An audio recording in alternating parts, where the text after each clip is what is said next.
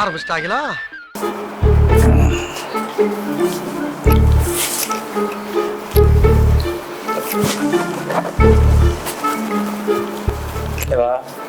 நான் எங்க ஒரு எம்எல்ஏ சீட்டு கொடுத்துருக்கேன். நான் கருவில் இருக்கிறப்ப முன்னாடியே பழஞ்சென்னு கொட்டை போட்டால் நீங்கள் வந்து என்னை தலைவர்னு சொல்கிறீங்க. 50 வருஷமா அந்த கட்சியிலேருந்து வந்திருக்கீங்க. இங்கே எத்தனை காலம் ஓட்ட போகிறீங்களோ தெரியல. பொறுத்திருந்து பார்ப்போம். வந்துட்டீங்க, வாங்க வாங்க வாங்க வளமுடன். தலைவா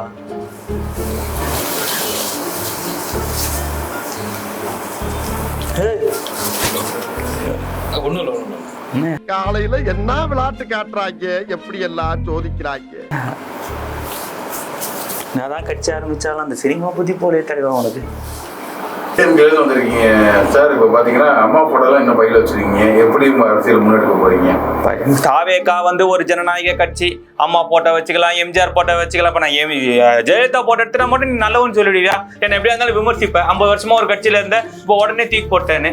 என்னப்பா எப்படி பண்ணாலும் எனக்கு குறுக்கு கேட்டு கேட்கறதுனே வந்திருக்கிற நீ யார்? நீ முதல்ல எந்த பத்திரிகை? நீ எந்த பத்திரிகையா இருந்தீங்க சார்? நீங்க ஏன் திடீர்னு இந்த மனமாற்றம்? எதனால வந்து தாவேக்கலை? இது வந்து ஒரு ஜனநாயக கட்சி.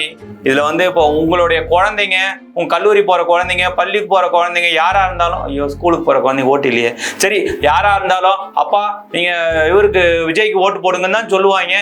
நாளைய தளபதி, நாளைய முதல்வர் வந்து விஜய் தான். உடனே நீ கை தூக்கணும். இப்படிலாம் சும்மா உட்காந்து இருக்க கூடாது. சாப்பிடறதுக்கு வந்துக்கிற நல்லா கை தூக்கு.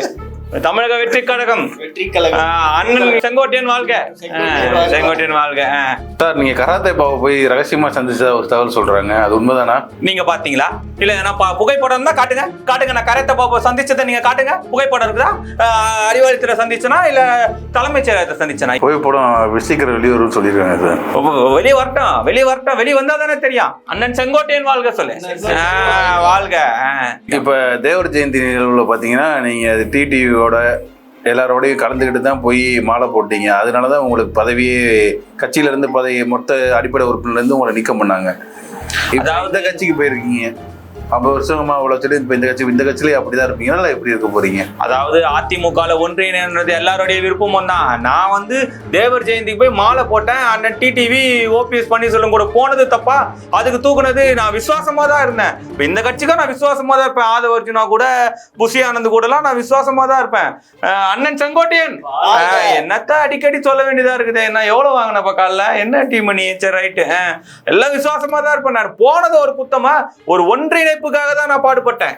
நீங்க வேணா பாருங்க, தமிழ்நாட்டுல தலைவர் விஜய் பெரிய முதலமைச்சரா வரப்போறாரு. அடுத்த எம்ஜிஆர் மாதிரி வரப்போறாரு. தளபதி வாழ்க. இந்த தடவை மாத்தி சொல்லிட்டீங்க. செங்கோட்டையன் வாழ்க சொல்லுங்கப்பா, அப்புறம் தளபதி சொல்லலாம். சரி, பிரஸ் மீட் முடிஞ்சிச்சா? வணக்கம்.